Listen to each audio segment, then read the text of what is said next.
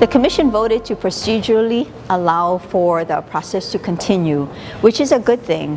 What we need to be concerned about is that the prolonging of the rules in existence means that operations will continue for retail stores, 24 hours will occur, driving up the odds of more incidences. It also allows for hostess bar licenses to be considered. What I had asked them to do was to accelerate that and find a way to address it sooner. I am concerned that if that continues to prolong and they're still unsure on what the outcome will be, that the community will feel as though it was disregarded, that all the heartfelt stories and the tragedies of parents losing their kids in a drunken driving incidents, all those traumatic stories that were shared yesterday would be disregarded. I think it would behoove the Commission and it would be helpful to the community if the Commission took the leadership stance today and did whatever it could to make the changes sooner than later. We were talking about July in a few months being the anniversary of the death of the young boy that Mrs. Madriaga talked about yesterday. It is our hope that if this was postponed as far back as July, that we are not celebrating that anniversary of the death of that young teenager as a result of a drunk driving incident to be before you again. It's hit my family very hard.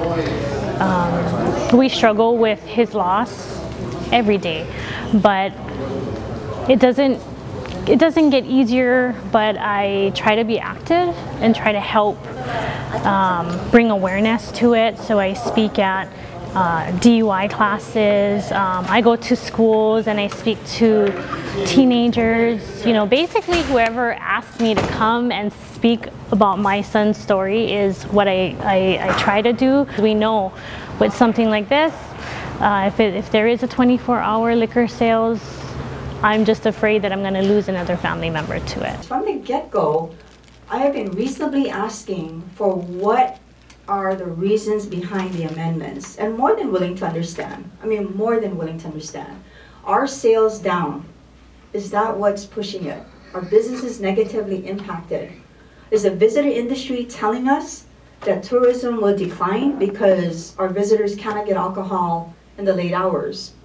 Are there a number of hotel employees that have done what I have done and petitioned you asking for amendments to the rules?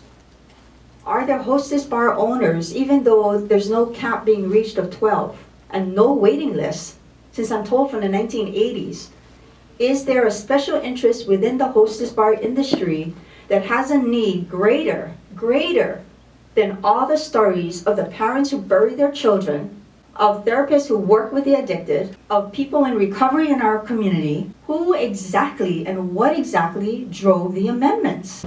I think the Commission has a difficult job ahead of them.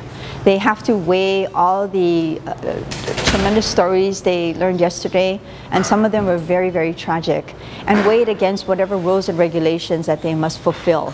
But it's my hope that the 9 members on this Liquor Commission will be a member of our community and give value to the voice of those that came yesterday and not wait the full 30 days to decide that it does matter what they do, and give us a chance to go back to the original rules and keep our public safer.